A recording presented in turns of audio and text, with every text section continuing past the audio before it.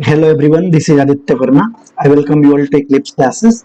जैसा कि हम स्टडी कर रहे हैं chapter human health and disease, उसी चैप्टर को हम कंटिन्यू करेंगे और स्टडी करेंगे अपना एक नया टॉपिक जो कि है इम्यून रिस्पॉन्स।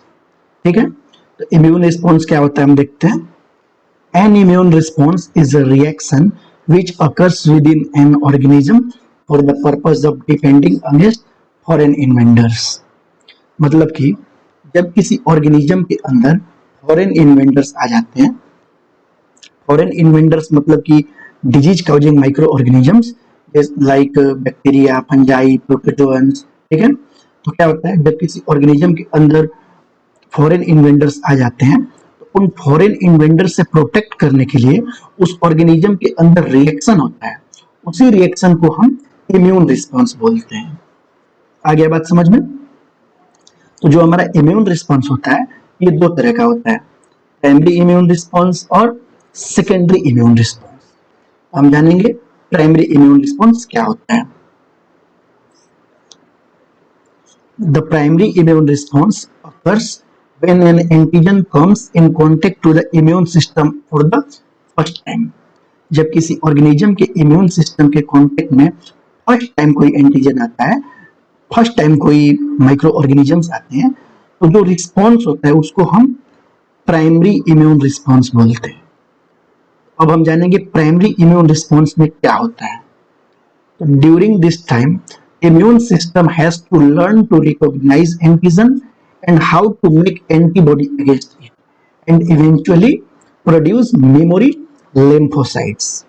ठीक है, तो जब फर्स्ट टाइम कोई एंटीजन आया तो सबसे पहले तो इम्यून सिस्टम लर्न करता है कि ये एंटीजन कौन सा है। ठीक है, उसके बाद ये लर्न करता है कि कैसे एंटीबॉडी बनाना है, फिर एंटीबॉडी बनाता है। ये जो हमारा प्राइमरी इम्यून रिस्पॉन्स होता है ये टाइम टेकिंग प्रोसेस होता है। फिर ये क्या करता है, मेमोरी लिम्फोसाइट्स बनाता है, मतलब कि मेमोरी बना लेता है कि ये वाला एंटीजन हमारे बॉडी में आया है। ठीक बात। It is of low intensity, ये हमारा लो इंटेंसिटी का होता है और ये टाइम टेकिंग प्रोसेस होता है, ये थोड़ा लॉन्ग टाइम का प्रोसेस होता है प्राइमरी इम्यून रिस्पॉन्स। फिर है हमारा सेकेंडरी इम्यून, और इसको हम एनामेस्टिक रिस्पॉन्स भी बोलते हैं। सेकेंडरी इम्यून रिस्पॉन्स को हम एनामेस्टिक रिस्पॉन्स भी बोलते हैं।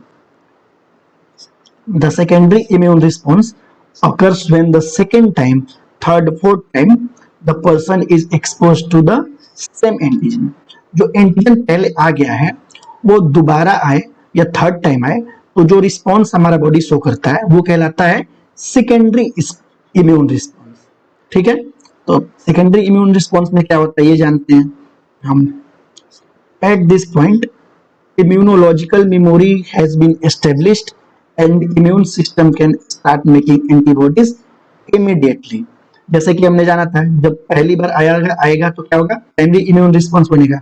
तो प्राइमरी इम्यून रिस्पॉन्स में मेमोरी लिम्फोसाइट्स बन जाते हैं, तो वो क्या करते हैं, हमारे में मेमोरी तो बन चुका है, तो जब सेकेंड टाइम आता है वही सेम एंटीजन तो हमारा बॉडी क्या करता है, फटाफट एंटीबॉडी बनाना स्टार्ट कर देता है उसके अगेंस्ट में। ठीक है,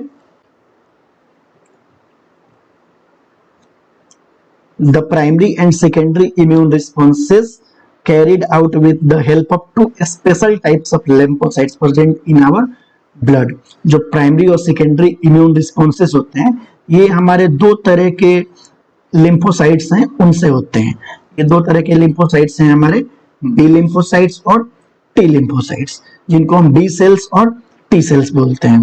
ठीक है, बी लिम्फोसाइट्स देखते हैं। B lymphocytes produce an army of proteins in response to pathogens into our blood to fight with them।